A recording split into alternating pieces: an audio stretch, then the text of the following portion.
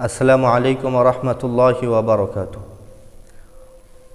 আমাদের মুসল্লি ভাইয়েরা জুমার নামাজ সম্পর্কে কিছু প্রশ্ন করে থাকেন। হুজুর, জুমার নামাজ টোটাল কয় রাকাত? তো জুমার নামাজ আমাদের জানতে হবে টোটাল 12 রাকাত।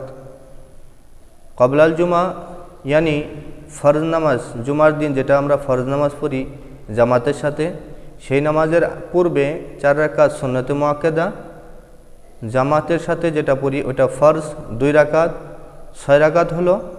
আর বাদাল জুমা এনি ফরজ নামাজের পরে 4 রাকাত, এটাও সুন্নতে মুআক্কাদা, টোটাল 10 রাকাত। বাদাল জুমা 4 রাকাত যেটা সুন্নতে মুআক্কাদা, তারপর যেটা আবারও 2 রাকাত, এটা সুন্নতে গায়র মুআক্কাদা। কোনো কিতাবে লেখা হয়েছে যে নামাজের পরে নফল নামাজ পড়া মাকরুহ নয়, সেই নামাজের পরে 2 রাকাত নফল নামাজ পড়া এটা মুস্তাহাব। তাহলে জুমার নামাজের মধ্যে কোনো নির্ধারিত নেই যে নফল নামাজ কয় রাকাত পড়ব। 2 রাকাতের থেকে নিয়ে কোনো মানুষের যতটুকু দিল চায় নফল নামাজ পড়তে পারে।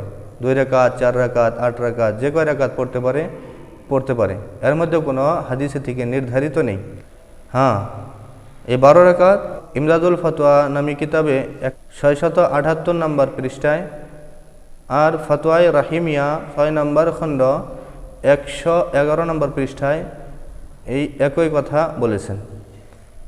আমাদের হিন্দুস্তানের মধ্যে মুফতি আজম হযরত মাওলানা মুফতি কিফায়াতুল্লাহ রহমাতুল্লাহ আলাইহি ইনি বলেন যে কবলাল জুমা বাদাল জুমা এই 2